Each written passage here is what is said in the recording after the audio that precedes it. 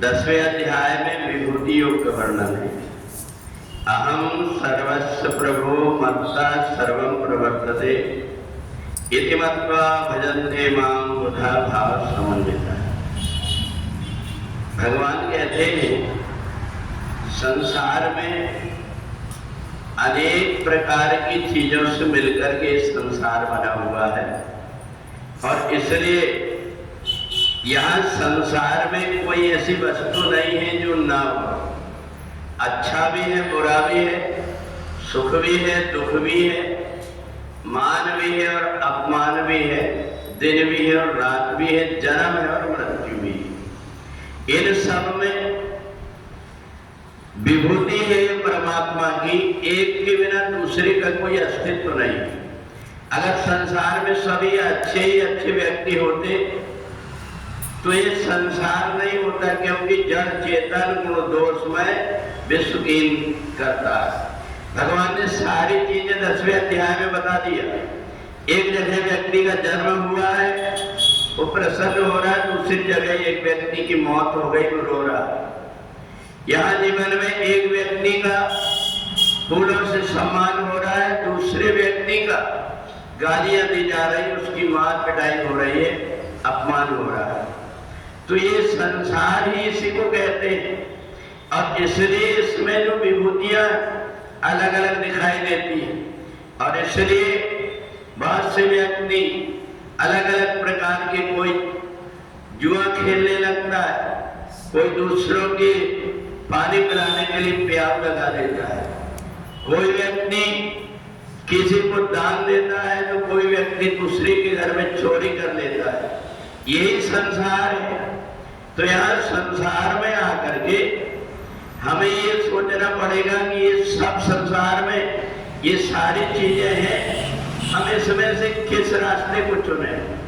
ये हमारे ऊपर रहता है कि हम किस रास्ते में चुने और इसलिए जो श्रेष्ठ मार्गों को अच्छे रास्ते में चलने लगता है वो परमात्मा के निकट पहुंच जाता है और जो व्यक्ति दूसरे रास्ता की तरफ बढ़ जाता है वो जन्म और मरण के चक्कर में नरक आदि लोकों में चले जाता है। तो इसलिए ये सब बताने के लिए 10वें अध्याय में भगवान ने कहा कि ये दोनों ही मेरे ही रूप हैं, अच्छा और बुरा। इसलिए संसार को बनाने के लिए ये सब बनाया गया है। अब हमें परमात्मा ने बुद्धि दिया है, जितने भी जीवात्माएं उनको थोड़ी थोड़ी बुद्धि है, परंतु मनुष्य को पर्याप्त बुद्धि दी गई है जिसमें कि वो अपने अच्छे और बुरे का निर्णय कर पाता है।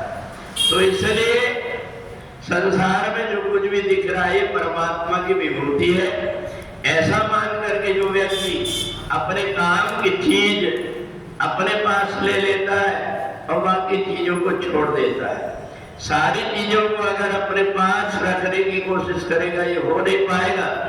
इसलिए संसार को जो व्यक्ति परमात्मा के रूप से देखता है, ये भी परमात्मा का सिर है और यही परमात्मा का चरण है, यही परमात्मा का दाहिना अंग है और यही परमात्मा का बायां अंग है। ऐसा सोच करके यहाँ जो कुछ भी लीलाएं हो रही है, इन सब से अपने आप को समझदारी से काम लेकर के जो व्यक्ति काम लेता है उन व्यक्ति का जीवन विभूति से संपन्न हो जाता है।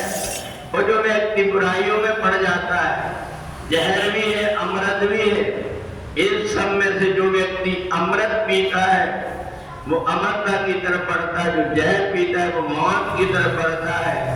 संसार में हर प्रकार की चीजें जो बनाई गई है इसी को सन और संसार कहा है, जिसमें सारी चीज सान करके उससे बनाई गई है।